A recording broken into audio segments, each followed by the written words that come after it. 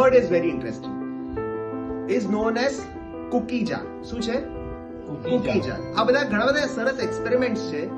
તમે તમારી લાઈફમાં જે પણ અચીવમેન્ટ્સ અત્યાર સુધી કર્યા હોય ને, એક જાર લેવાનો, એક બોક્સ લેવાનો, પિગી બેંક લેવાનો, પોતાના અચીવમેન્ટ્સ એમાં લખવાના કે ચલો મને એક્ઝામમાં 7th સ્ટેન્ડર્ડમાં સપોઝ કે હું ફર્સ્ટ આવેલો હતો, એલોકેશન કોમ્પિટિશનમાં ફર્સ્ટ આવેલો હતો, મેં કોઈ મોટી બિઝનેસ ડીલ અચીવ કરી લીધેલી હતી, મેં બહુ મસ્ત ગાડી લીધેલી હતી, XYZ તમારા જે અચીવમેન્ટ્સ એ અચીવમેન્ટ્સ બધા કાગળ પર લખીને you can put it up in a jar, અને એ આખો jar is known as cookie jar.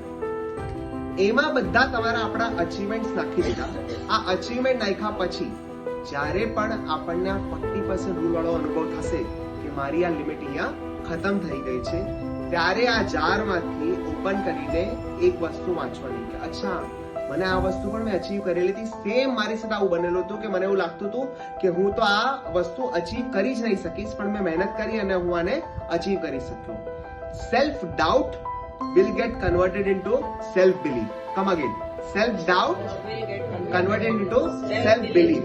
મને ખુદમાં બિલીફ થવા લાગશે કે ભાઈ હું આ વસ્તુને અચીવ કરી શકું છું. 40% રૂલ પછી મેં જે કુકી જારને રેગ્યુલરલી જોયું હશે ને, give this a task to yourself કે હું આ વસ્તુને અચીવ કરી શકવાનો છું અને મેં આગળ ભૂતકાળમાં કરેલી છે. સો એ વસ્તુને યાદ રહેશે કે અચ્છા ચલો મારા માટે તો આ વસ્તુ ઈઝી છે, હું આ વસ્તુને અચીવ કરી શકવાનો છું. મેન્ટલ સ્ટોપ જે હશે ને, એ મેન્ટલ સ્ટોપ નીકળી જશે 40% રૂલથી, અને પછી કુકી જારને કારણે મેં આગળ ઘણું બધું અચીવ કરેલું છે, તો let me do that thing, I can do that thing, right that